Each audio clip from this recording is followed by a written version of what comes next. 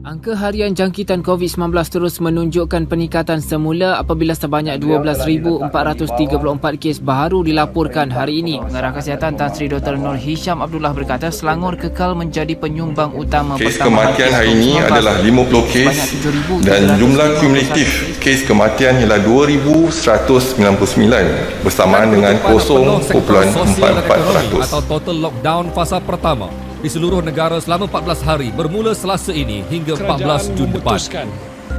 Untuk melaksanakan perintah kawalan pergerakan mulai 18 Mac 2020 hingga 31 Mac 2020 di seluruh negara. Kerajaan sedar bahawa pendidikan merupakan antara sektor yang amat terkesan.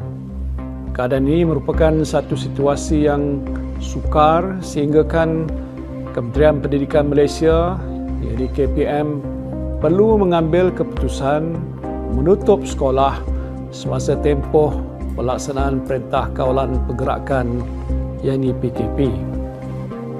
Seperti mana yang dinyatakan oleh Yang Amat Berhormat Perdana Menteri dalam perutusan khas beliau, sesi persekolahan akan ditangguhkan dahulu sehingga kita benar-benar yakin keadaan telah kembali pulih.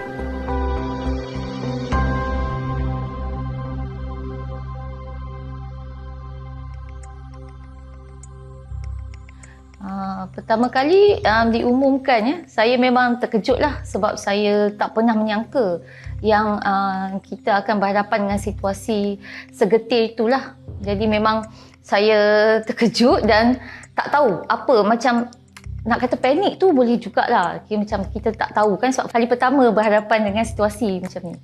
Pada peringkat awal memanglah kita rasa semua orang lah, bukan saya sahaja, semua orang rasa PDPR ni memang sukar. Tak terjangkau akal saya kita akan menjalani PDPR. Sekolah saya mengajar, kena laksanakan juga pembelajaran ni. Kena mengajar juga dari rumah. Maksudnya nama PDPR tu belum pakai lagi.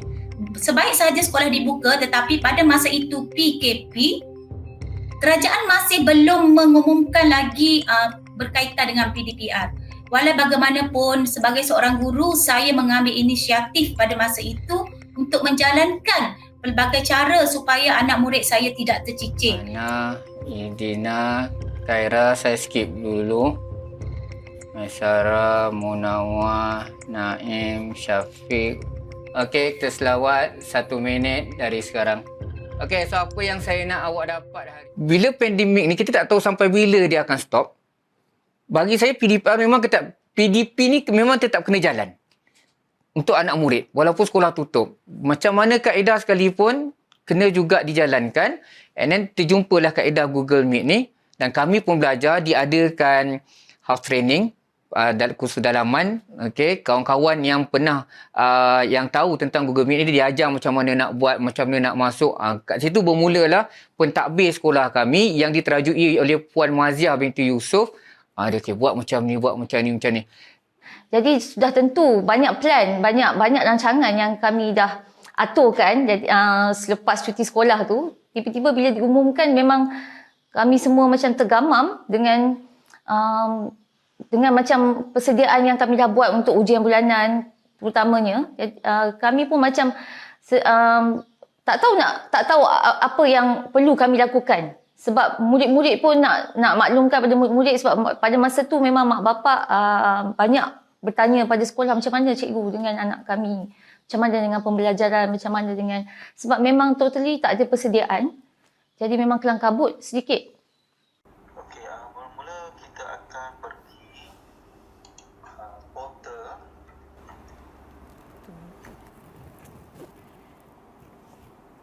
Hello, Assalamualaikum. Umi, Kak tengok video yang Yumi send ni, tapi tak faham lah. Awal-awal memang tertekan. Memang pressure. Okey, daripada pentadbir, daripada pihak atasan, pada pentadbir, dengan muridnya lagi yang tak masuk kelas. Kita semangat tapi murid, okey, memang saya tertekan. Setiap sekolah dia ada cara mereka untuk menangani situasi ini. Macam daripada sekolah saya sendiri, kami mengadakan mesyuarat secara Google Meet untuk membincangkan tentang apa langkah yang perlu, cara yang terbaik dalam usaha kami melaksanakan PDPR. Sebab kita kena sentiasa maklum perkara ni satu benda yang baru dan kita tak mahu ada pihak-pihak yang terbeban. Jadi semasa saya bertugas di Kuala Lumpur, saya rasa kurang ada jurang masalah yang dihadapi oleh murid-murid di Kuala Lumpur.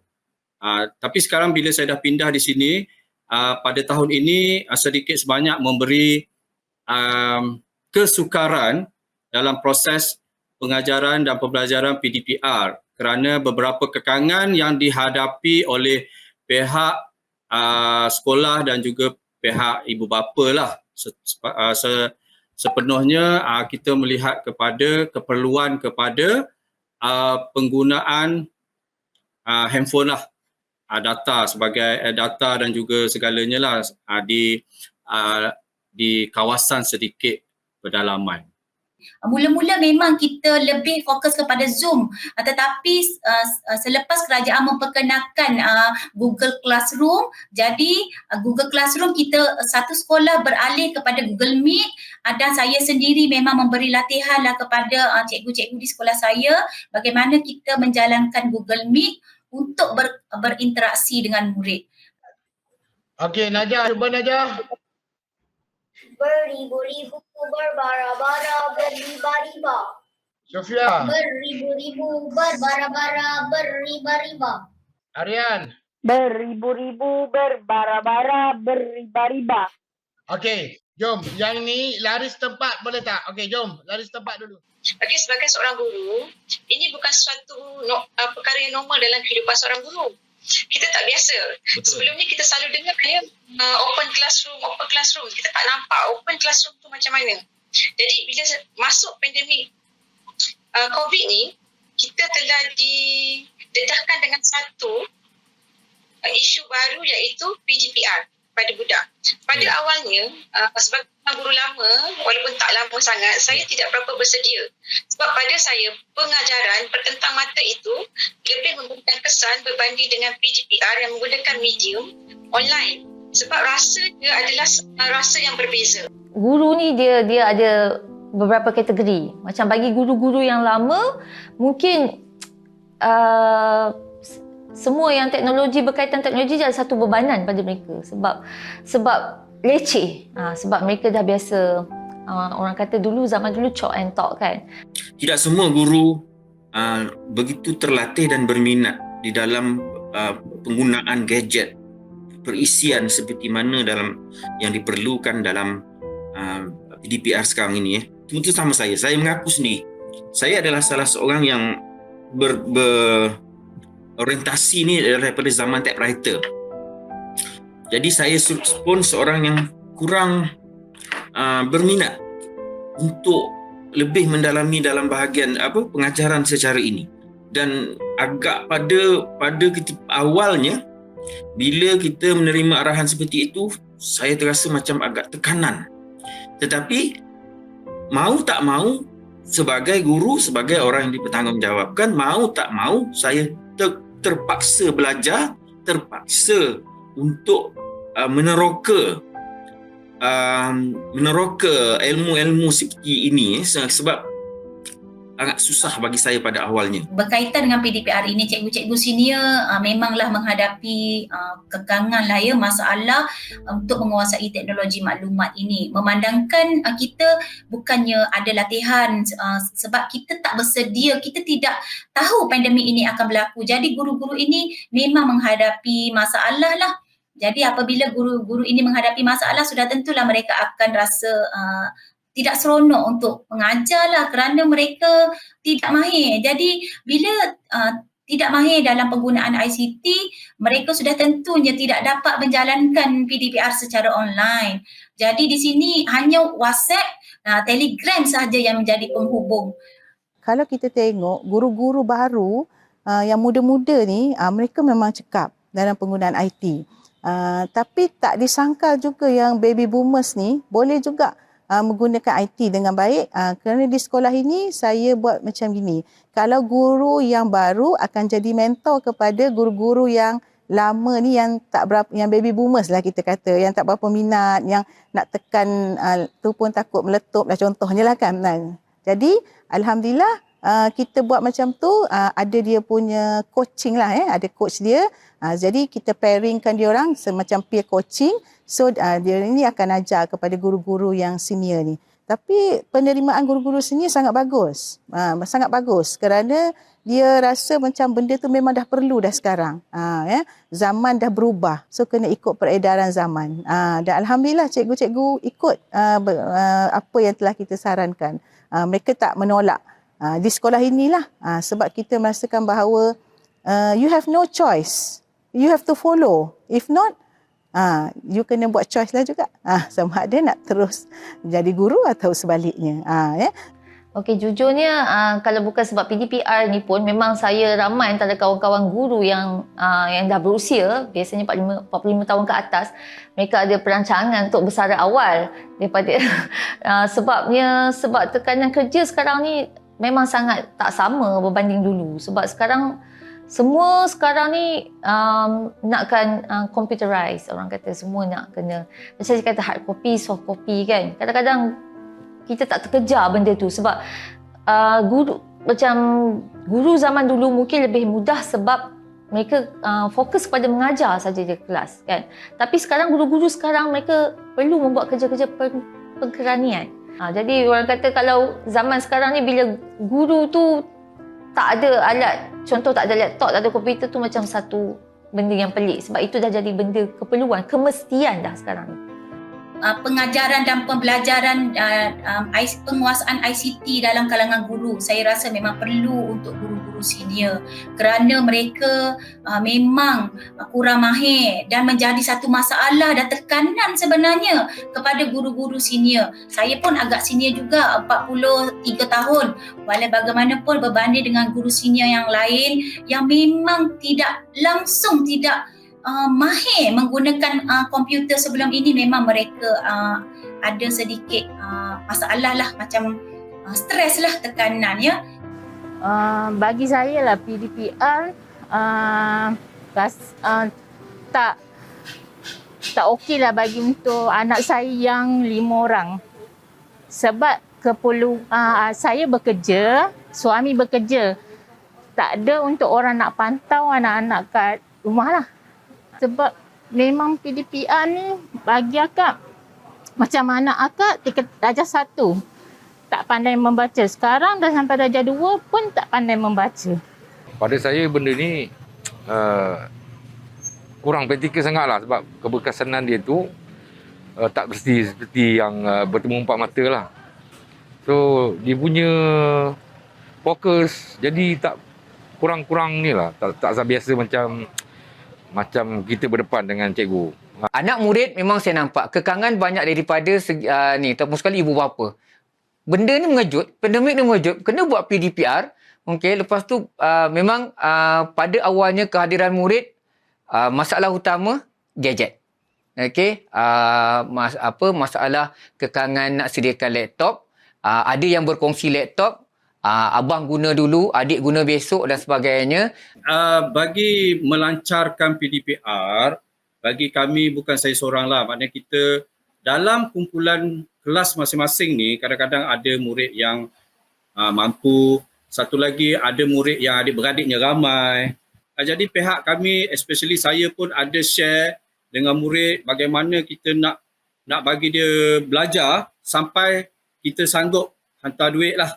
So kita bantu sampai peringkat itu demi PDPR yang lancar lah. Kita tak nak ada masalah apa-apa pun seboleh-bolehnya. Sebenarnya IT ni peranti lah ya. Peranti memang menjadi masalah utamalah ya pada masa PDPR ini diperkenalkan ya. Kerana kita yakin dan percaya bukan semua orang mampu untuk mengadakan peranti ya.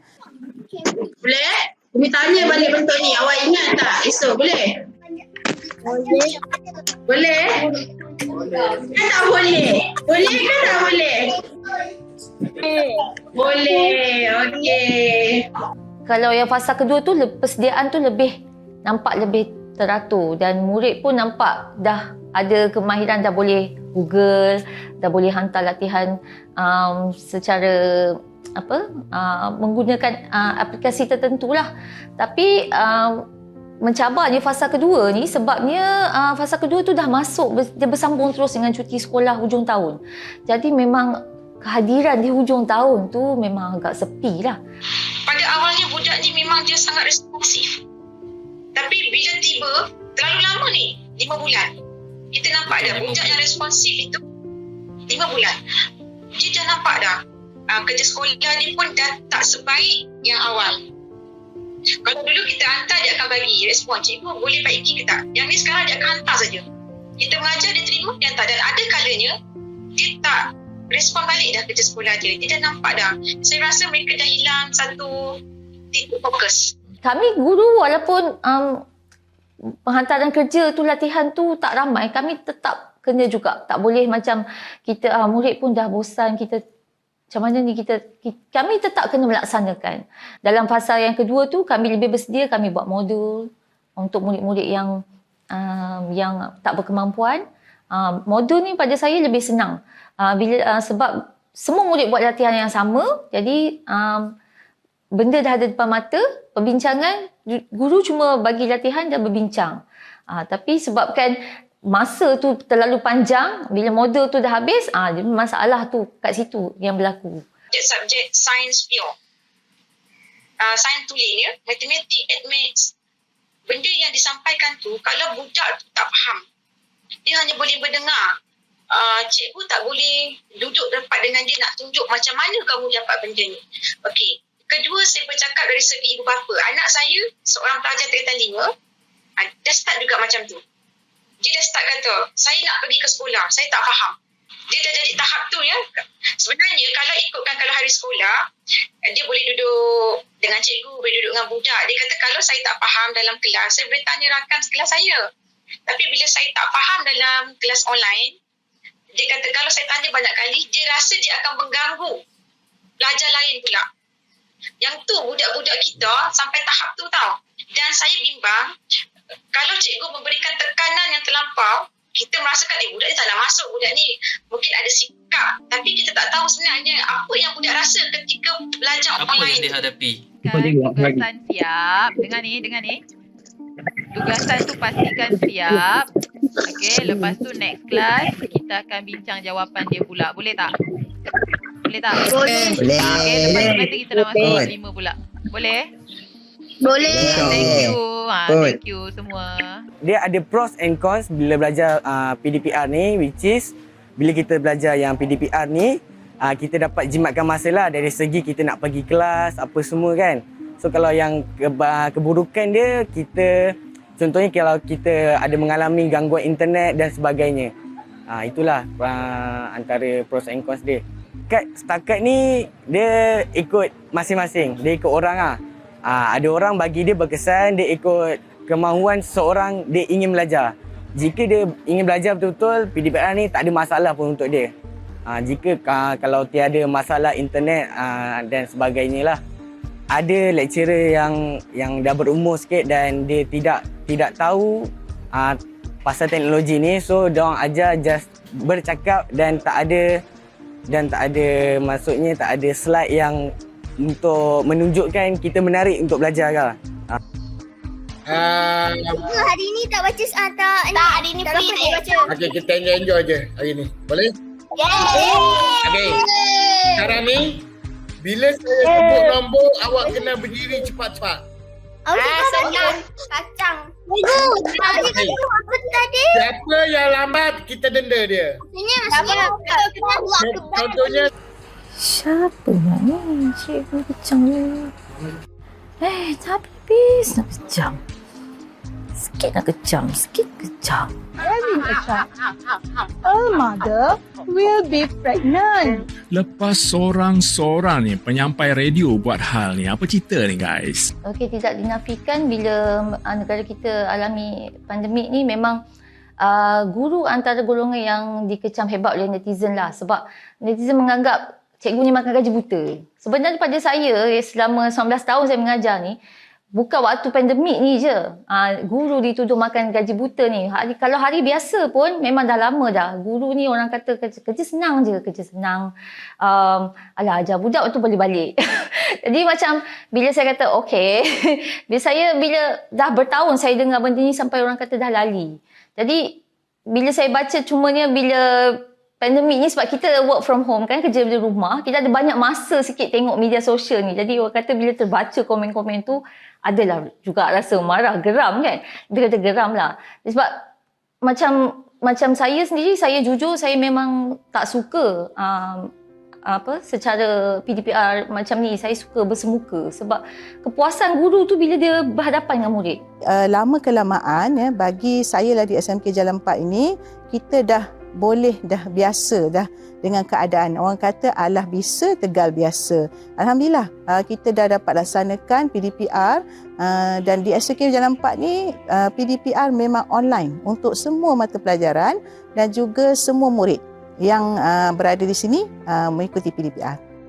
Macam saya cakap lah, apa saja cabaran yang berlaku, kami tetap kena hadapi sebab kami sering diingatkan untuk supaya tidak terlalu memberi tekanan pada mak bapak. Jadi kami sendiri pun ada masalah kami juga.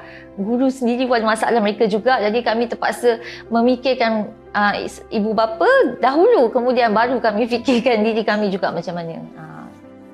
PDPR bagi saya adalah satu perubahan dari segi sistem pendidikan kita, yang mana semua dalam kalangan kita kena menerima perubahan ini. Kerana perubahan ini bukan berlaku di negara kita sahaja, tetapi di seluruh dunia disebabkan oleh pandemik COVID-19. Jadi sebagai seorang pendidik, apabila berlaku perubahan yang memerlukan kita lebih mengetahui tentang IT, kita kena berusaha untuk mendapatkan ilmu tentang IT tersebut. Kita tidak boleh berdiam diri dan kita tak boleh menyalahkan antara satu sama lain. Kerana semua itu adalah terpulang kepada diri kita, terutama bagi kita yang bekerja sebagai seorang pendidik, memastikan anak-anak kita tidak ketinggalan. Saya sebagai seorang guru, bagi saya PDPR adalah bukan norma baru sekarang. Dah 2 tahun, PDPR bagi saya adalah normal. Guru, ibu bapa, murid, pihak atasan, pihak pentadbir haruslah bekerjasama, menggembling tenaga untuk sama-sama menyampaikan, menjayakan PDPR ini sehingga pandemik ini tamat. Kepada anak-anak murid cikgu, cikgu nasihatkan macam mana pun belajarlah.